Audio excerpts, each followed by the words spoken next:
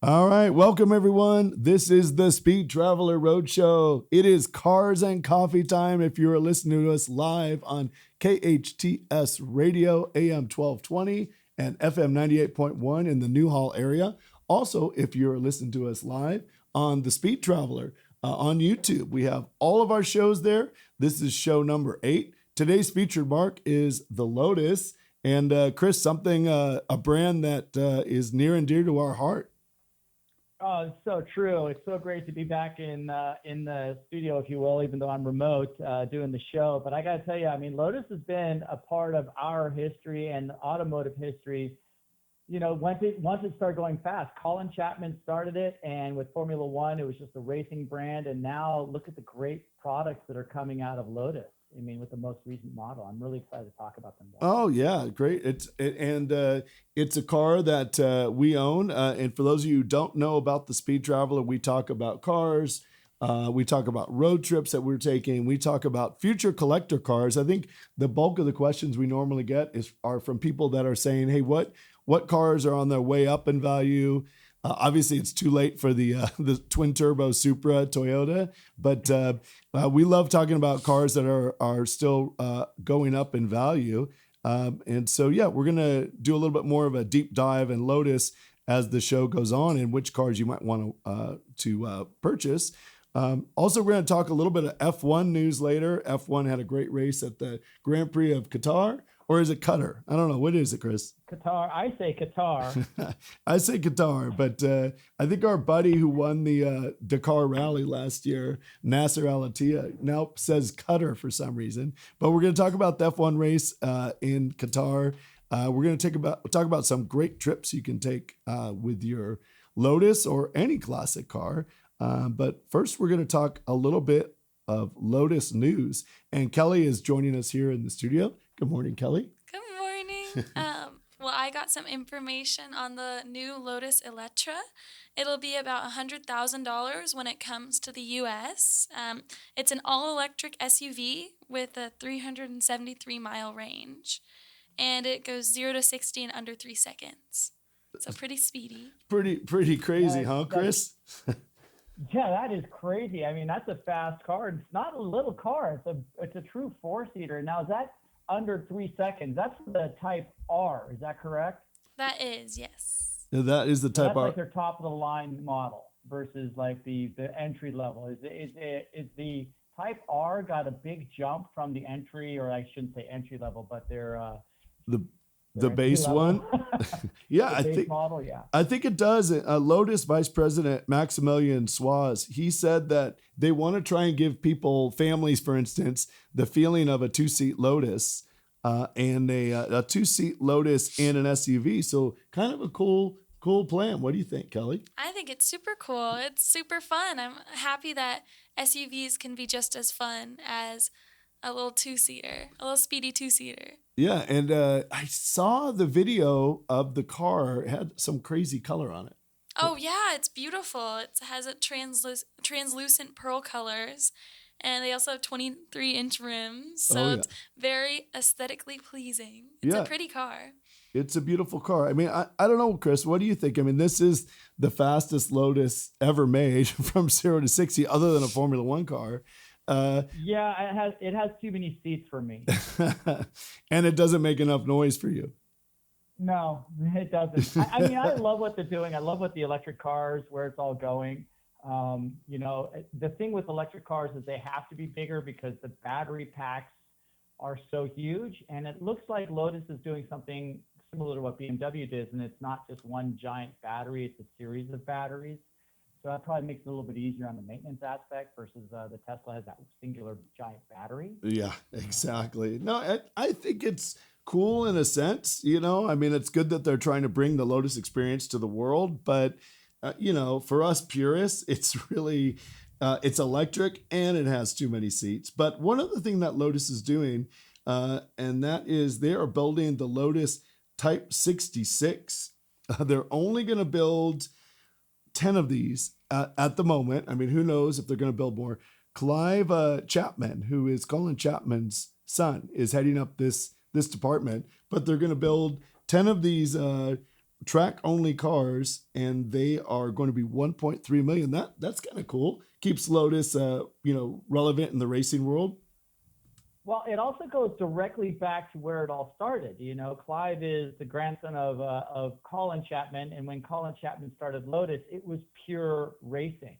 Yeah, So to exactly. see them take that and come back to that is really actually very, very exciting. Much more exciting. As cool as the Electra is, much more exciting to me than that.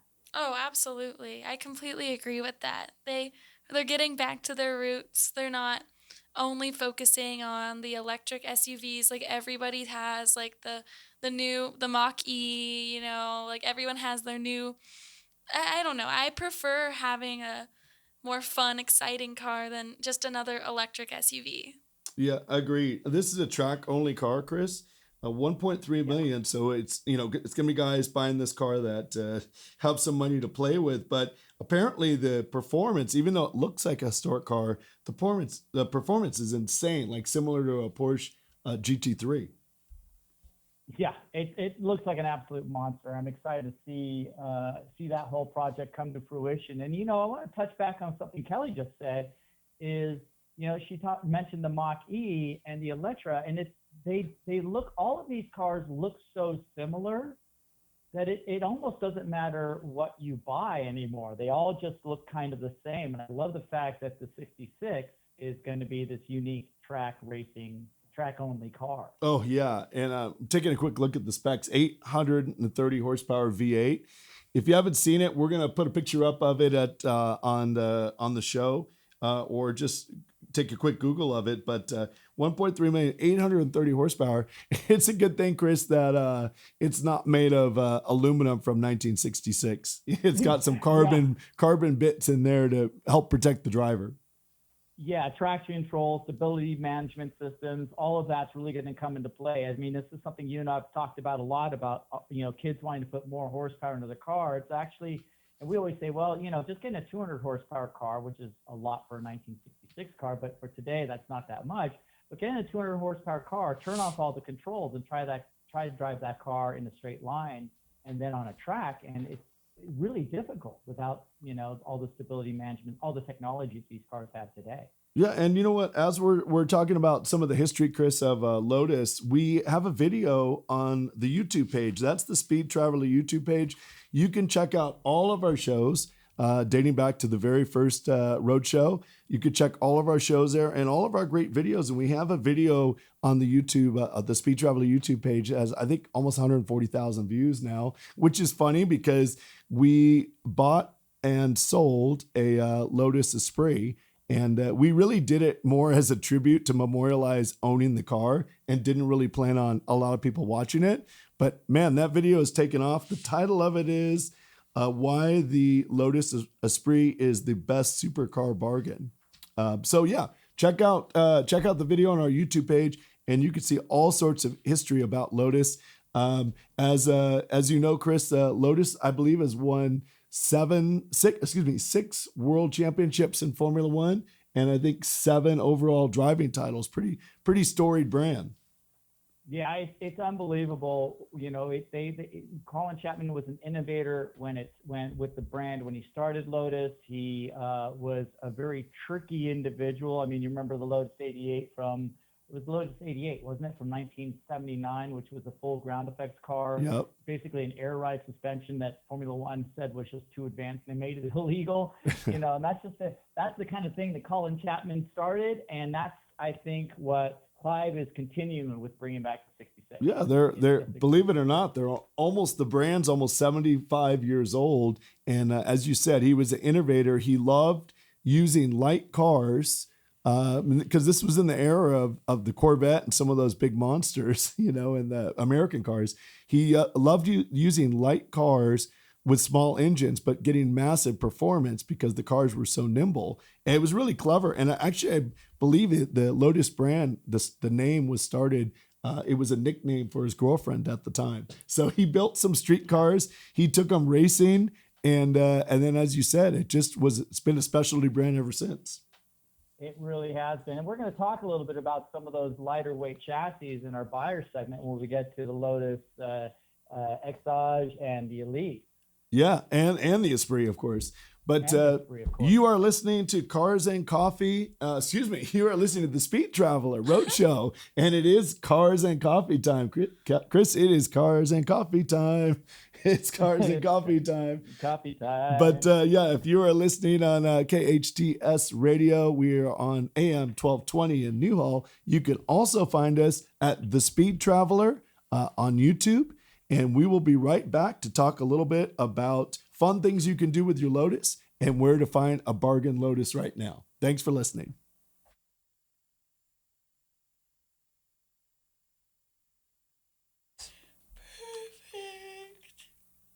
And the next segment, pal, may not be too long. I'll set the timer for like 7 or 8 minutes so we don't run out of time.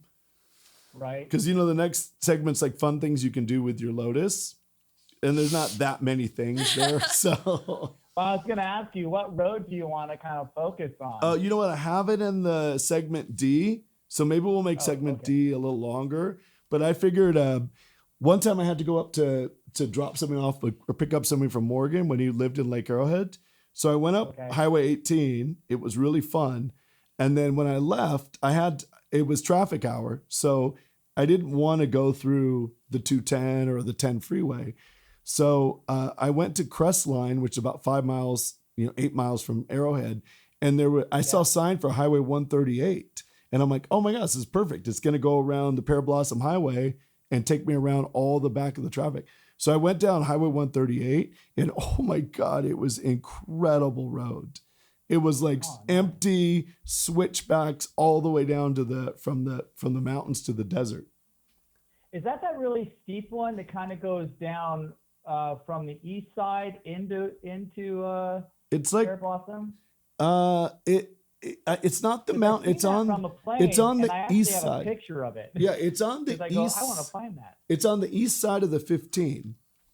And it comes down the back side of the mountain. Not like, because going down the backside in Big Bear, you end up in Rabbit Flats, but this one you end up at Highway 138, and it goes under the 15, like halfway up the Cajon Pass.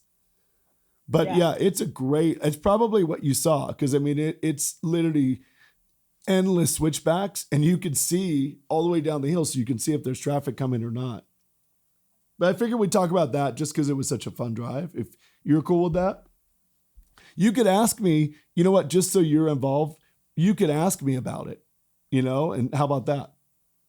Since you haven't done it? Did we lose you, Chris? Wait. What's that? Oh, you're cutting out, pal. Can you hear me now? Sort of. Did you move? Is that better? Nope, you're cutting out still. Let me. Can we reset this? So better? Not really. So. All right, so this one's at 8 minutes. Whoop. You know what? It's all right. We can just talk about it if you cut out. But do you want to call back real quick? Now, okay. No, it's cutting in and out. He was perfect before.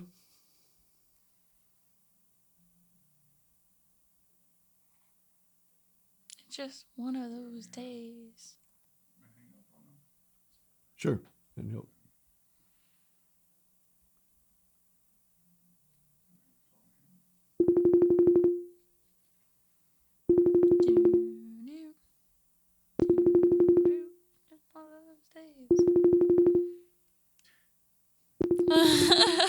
What is that? I started singing Limp Bizkit. Wait, I'm not hearing anything. All I'm hearing is. No, you were here because everyone was saying something about it being one of those days, and I just listened to Limp Bizkit yesterday. It's break stuff. I love that song.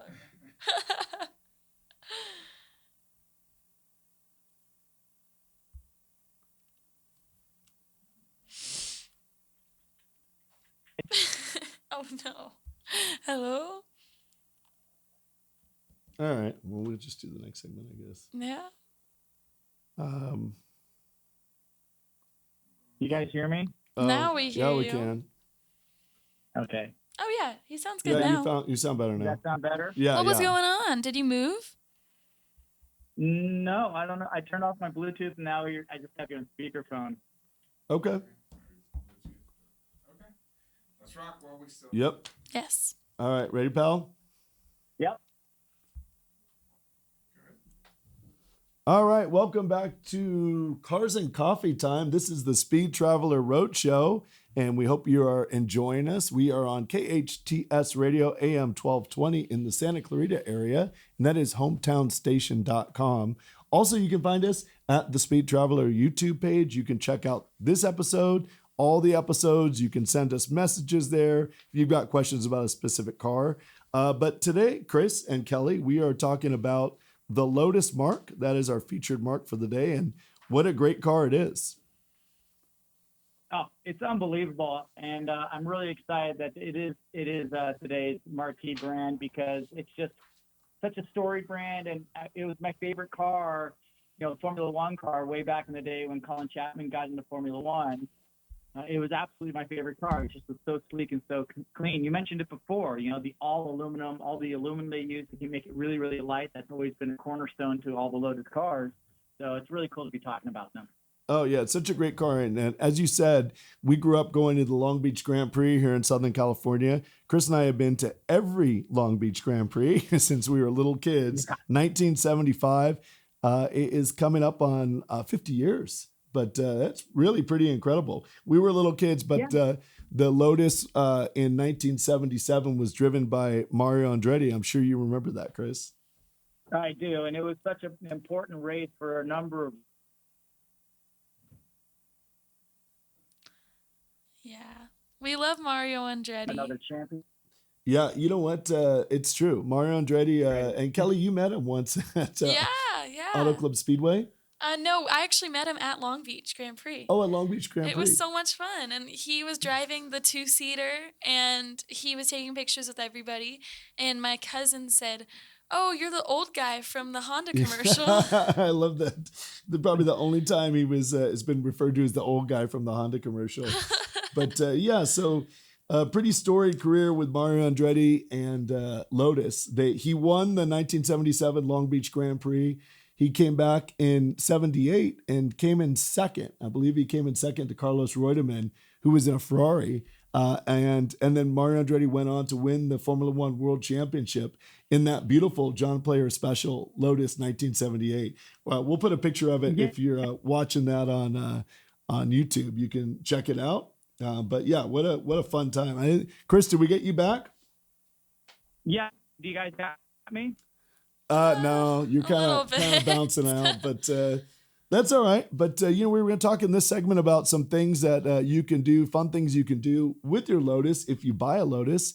And the Lotus Club they've got a really robust, if you're in the Southern California area, they have a very robust chapter. And they've got track days, they've got events, and it's a really good place to get some support if you're a new Lotus owner. I mean, owning Lotuses isn't necessarily for the faint of heart, but we think that it's really rewarding.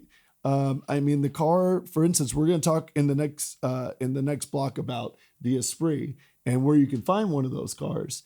And we think you're going to make a lot of money owning an Esprit because they pretty much hit their rock bottom prices and now they're rebounding and now they're on their way back up. And we always say on the Speed Traveler, you want to try and find cars that are at the bottom of their depreciation cycle and now they're coming back. So the depreciation cycle, to give you an example of, let's say it's a 1999 BMW M3. When they were new, I think they were about $8,000. They went down to as little as probably $10,000 or $12,000, maybe 7 or 8 years ago, hit rock bottom, and now they're on their way back up. So now they're really getting popular. But so that's an example of a depreciation cycle. You want to find cars that have hit bottom and are on their way back up in value. The Lotus Esprit certainly has. But yeah, Kelly, some of the fun things you can do with the Lotus is they've got all sorts of fun events. Yeah, they have cars and coffees. They have the Lotus Club, which you mentioned. There's James Bond meetups, Yeah. which are really cool. That's so funny. Yeah, and I think that's what gives the car value is a lot of kids grew up with the picture of the Lotus Esprit from the 80s James Bond movies on the wall or the 70s James Bond movies. And those guys remember it. It's kind of like we were last week, Kelly, when we were talking about Ferrari.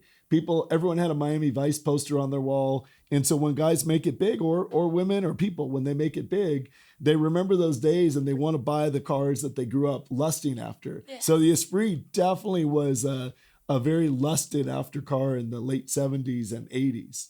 But yeah, you mentioned the James Bond events, and that is kind of cool. I mean, it's a brand that is integral to the James Bond theme and the James Bond movie series. Oh, yeah. And it makes it a lot of fun. Like people dress up at some of these events. Everyone's wearing a dinner jacket with a tuxedo. People are wearing ballroom dresses. And so, yeah, fun brand, fun thing you can do with your Lotus. All right, we are going to take a quick break, and then we are going to come back, and we're going to talk about where you can find some bargains on a potential Lotus purchase. And that is going to be a good time. You're listening to Cars and Coffee Time, and it is the Speed Traveler Roadshow, and it is on KHTS Radio AM 1220 in the Newhall area. Also, you can find us on our YouTube page, which is The Speed Traveler. We'll be right back.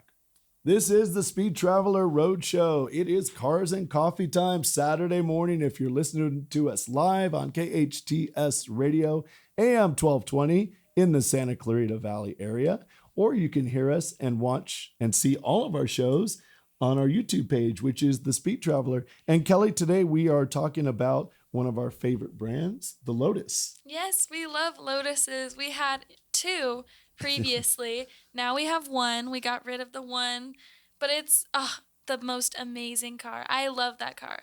And I think it's kind of funny. I wish that more people were into Lotuses in this generation. I've noticed quite a few of my friends, they'll come into our garage and they'll say, "Wow, you have a DeLorean?" Everyone's been saying that. And I hope that these new cars that Lotus are producing, hopefully these new cars can kind of bring back some of that excitement about Lotus. And stand on their own. And earlier we were talking about the Lotus Electra, Yes. which is the new all-electric SUV. I don't know if that's the Maybe car it that's could going to be. make people think differently, but I hope so. I think so. I think it's becoming more relevant. They're staying with the times, and a lot of other car brands are also doing the all-electric SUVs, and I think they're keeping up with everybody else.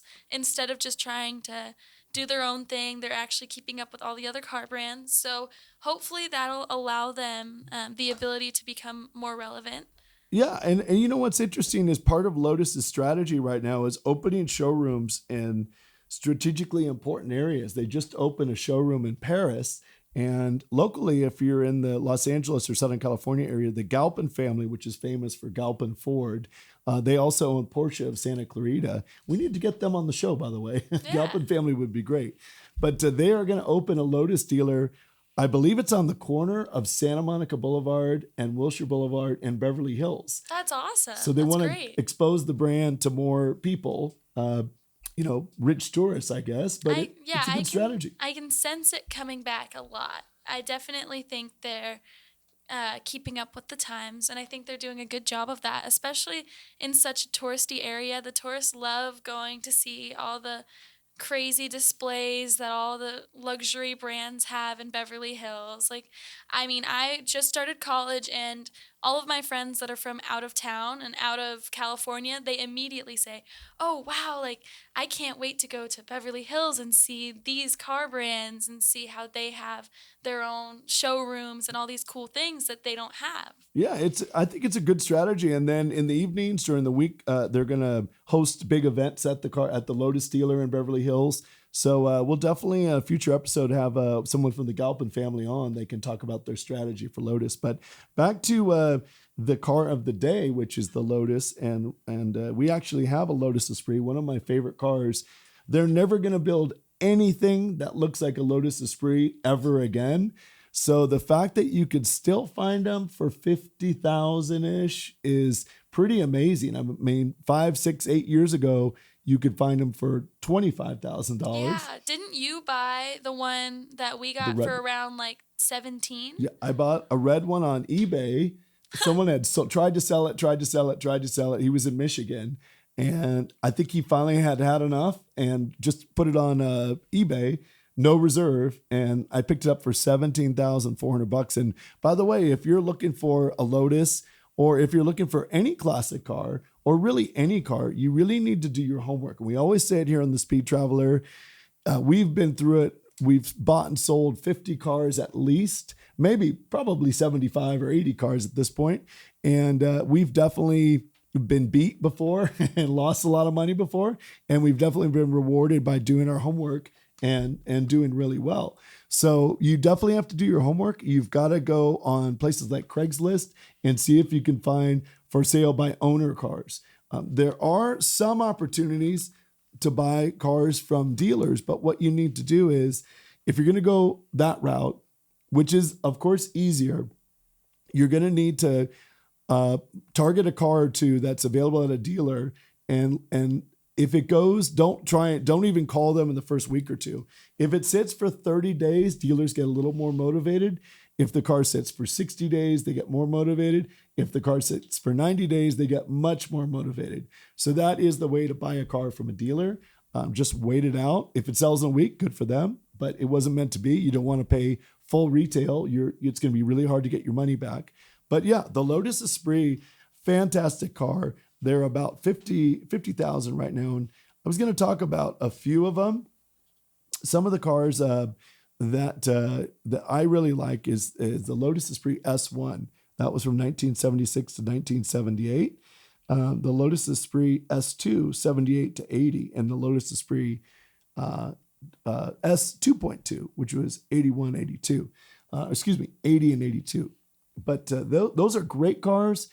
Once again, if you're going to try and find them, you need to go to Craigslist. It is okay to find. Occasionally, you'll get a deal on eBay and on Bring a Trailer, but those deals are few and far between. You're not going to get a deal go into a classic car broker or Definitely not dealer lot unless it is unless the car's been there for 90 days.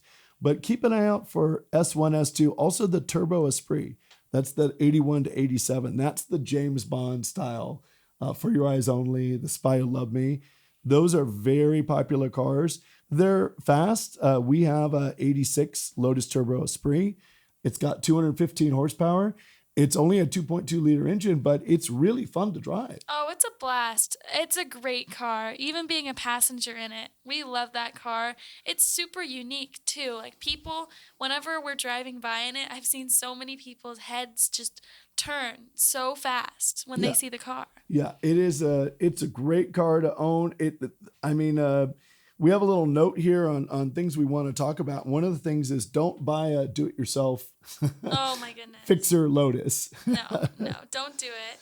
It's not a good idea unless you're really prepared to have to deal with a lot of issues, a lot of fixing. It's definitely not one of those fun little fixer-upper cars. It's very complicated. It is, and there are some outstanding places where you could find parts. For years, we've dealt with a company called JAE.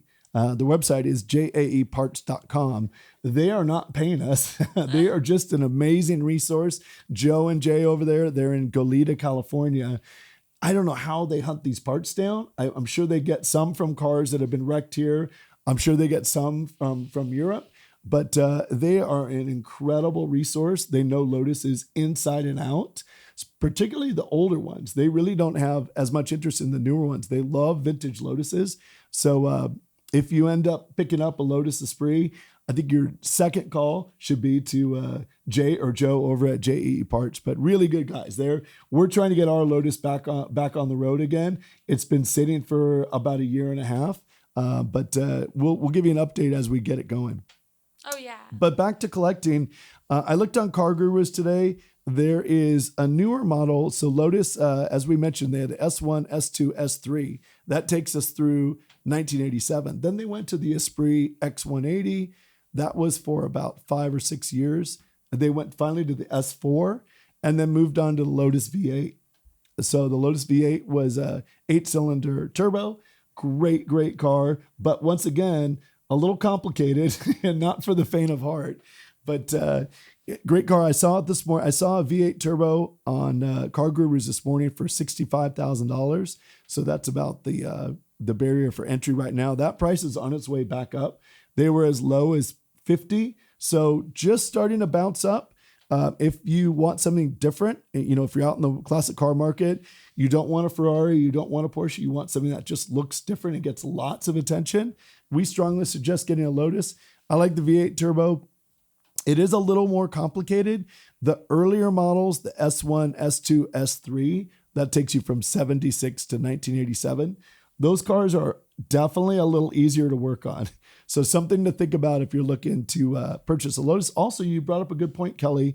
A lot of people confuse the mid-80s Lotus S3 and Turbo Esprit with a DeLorean. Yeah. And that's because of the Back to the Future.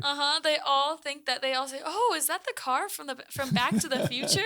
And it has kind of that louvered window shadow in the back. So it does look a lot like it. Also, for those of you who don't know, when John DeLorean was building his car, he asked he paid Colin Chapman to come in and help him develop the car. Oh, I didn't know that. So that makes so much sense now because they're so similar, honestly. So Colin, they definitely took some styling cues from the Lotus Esprit. It looks a lot like an Esprit. If you're looking for an Esprit, you could expect to pay about $50,000 for the earlier ones. I've seen them as much as 65, but every once in a while, I know they've gone crazy. That is crazy stuff. It's crazy to think about because I just remember you buying that car for $17,000. Yeah, it is unbelievable.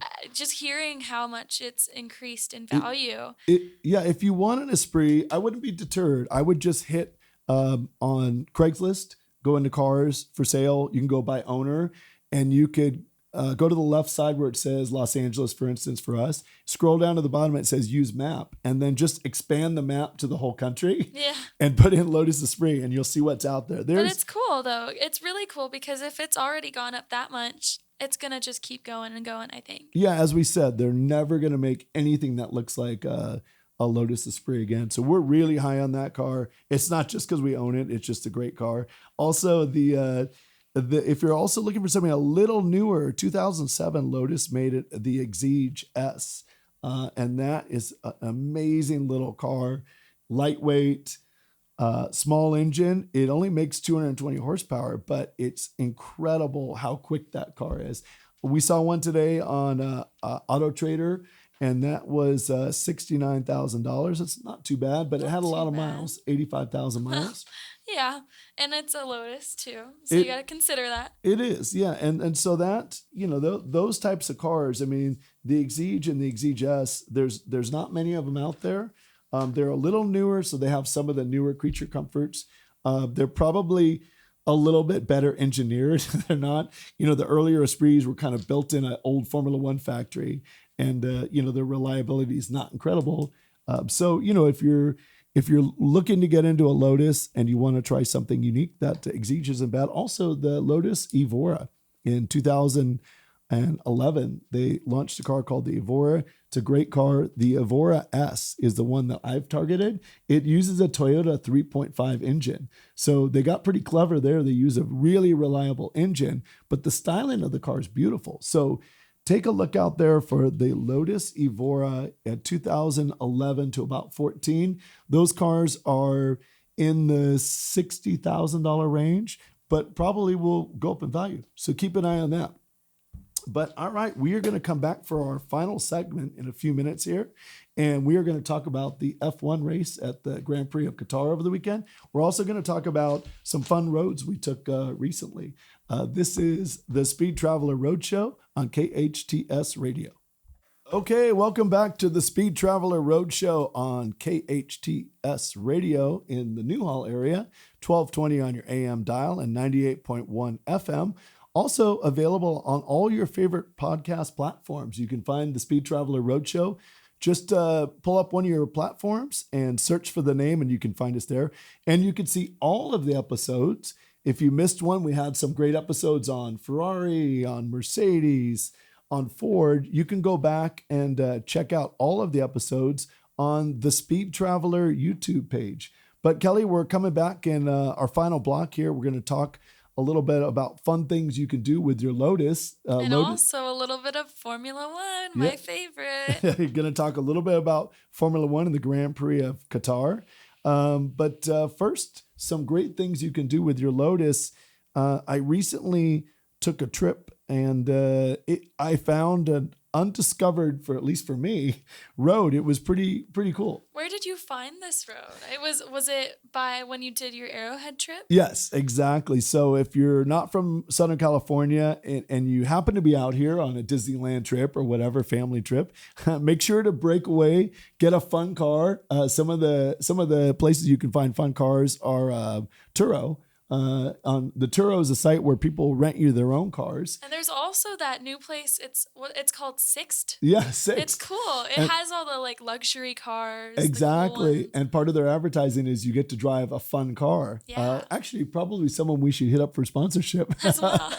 But so Sixt has some really fun cars to drive. So if you find yourself in Southern California and you want to take a fun little day trip, you can do what I did and drive from Southern California. It's about 2 hours from downtown Los Angeles to Lake Arrowhead. It's a mountain town. I think it's a mile high, 5,300 feet of elevation. They get snow in the winter, so you got to be a little careful of that. Oh, yeah. Especially if you're taking one of those sports cars that you're renting. But in late spring, summer, and early fall, it's really beautiful up there. There's pine trees. As you would take from downtown Los Angeles, you would take Highway 10. You go east, and then you find your way over on the 210, and then you get off on Highway 18. Highway 18 takes you from basically the floor, the valley, all the way up to Lake Arrowhead, and it's a stunning drive. We did it recently on our way to Big Bear. It was so beautiful. I still think about it because it was just such a pretty, wonderful experience, just seeing all the trees. We don't see a lot of trees in Santa Clarita. Yeah, exactly. I mean, we got a few, but not like the way, oh my goodness, that was beautiful. So it's more like Southern California where we're located, Newhall, where KHTS radio station is a little more deserty. I mean, it's kind of a combination, but it's beautiful, but it's so unique, and it's pretty crazy to think about how California can have such different terrain. It's cool to drive in all this different terrain. And I think that's really what makes Southern California, I mean, in my mind, the car capital of the world. Yeah. All the design studios, BMW, Mercedes, Ferrari, I believe, they're all here in Southern California. So, we're a little biased, but back to the trip to Lake Arrowhead. So up Highway 18, up to Lake Arrowhead. It's an idyllic mountain town with pine trees and a beautiful lake. Great place to have lunch. And then on the way back down the hill, I was headed down Highway 18 about 5 miles from Lake Arrowhead. It's a little town called Crestline. And I saw that there was a sign that said Highway 138. It happened to be 3 in the afternoon, so I was worried about LA traffic. And Highway 138 kind of goes around through the desert, through the Palmdale area. And it goes around the backside. It avoids traffic. So I'm like, okay, I got a little time to kill. I'll just try Highway 38. And I was rewarded with the most epic highway ever. It was down. It went from about 5,000 feet of elevation down to probably 2,000 feet. But it was just switchbacks, back and forth, back and forth, back and forth, all the way down the hill. Which is pretty cool, though. That's so awesome. That sounds fun. It was an epic drive. You could see over the edge, so you could see if there was any traffic coming. And so you could look all the way down the hill. And it was one of the best roads I think I've ever been on in my life. What car were you in? That day I was driving a BMW 340. Oh, fun. Yeah, it's a great car. It was in Sport Plus mode, of course. Oh, awesome. Wait, was that with no traction control going down a hill with a giant cliff on the side of it? I think the traction control was not on the way down, but it was a blast. So made it down the hill, and you end up in the Cajon Pass on the 15th. Oh, interesting. Which was interesting. That's so you go down so the you're back more of towards Vegas. Yeah, it's on the way to Vegas. For those of you who don't know, Southern California, it's Highway 15 is the big thoroughfare between Los Angeles, Las Vegas, Salt Lake City. So you end up on the 15 in Cone Pass, and then I was still able to take the back way, which is how we refer to it, around the backside of the mountains, Mount Baldy, get home without traffic. So Wow, that's so cool. Epic drive. Let us know if you're in the Southern California area, you want to find some fun drives. Just hit us up on our YouTube page, which is The Speed Traveler. Send us a note. We'd be happy to respond to you and send you a Speed Traveler t-shirt. It's super interesting too because honestly, it would probably have taken the same amount of time. You could either sit in traffic and take the shorter way, or you could end up going the longer way, but having so much fun driving all around. Yeah, and that's what the Speed Traveler Roadshow is all about, sharing our fun adventures.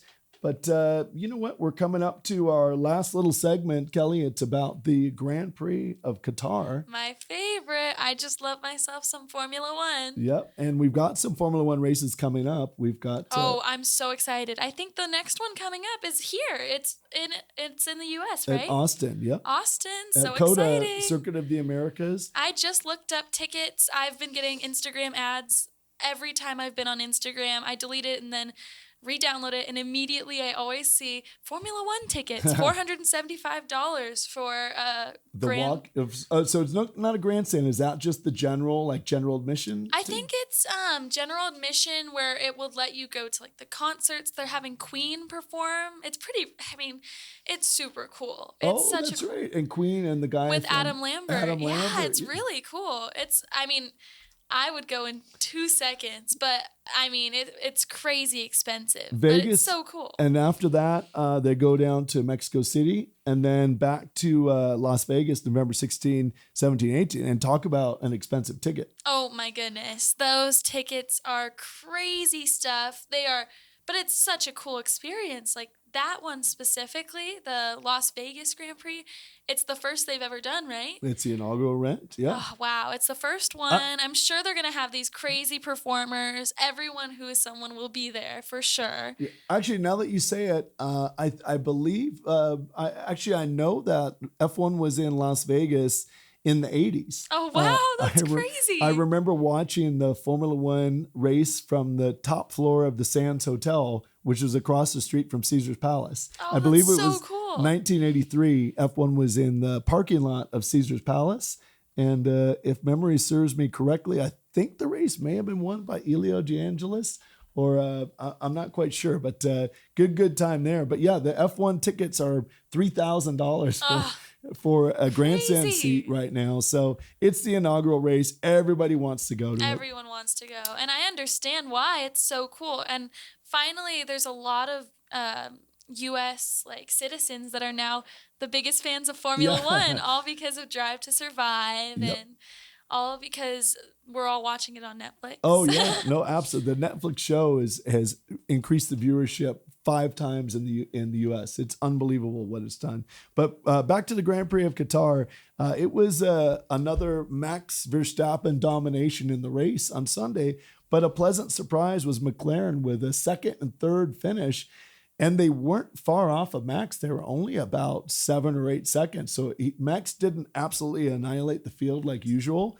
And our buddy Zach Brown, we love Zach Brown. He's awesome. Who runs McLaren, is a friend of ours. We'll try and have him on the show.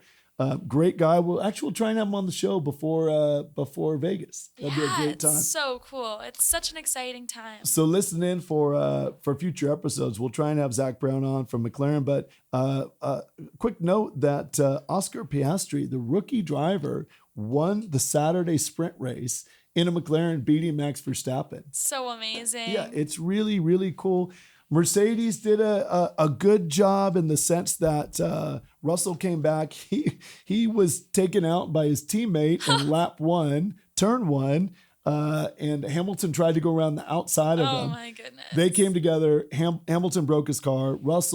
George Russell spun off, got back going, and actually made his way back to 4th. So not a bad weekend all in all for Russell, but my goodness, not a great job for poor Lewis Hamilton. No, not a good job. But yeah, we're excited. The 2 U.S. rounds of Formula One are coming up. Oh, yeah. We're going to do a live remote from one of them, so it should be a blast. We're looking to do the Las Vegas one. But that pretty much wraps up our show today. Once again, our featured brand, or our featured marque, was Lotus.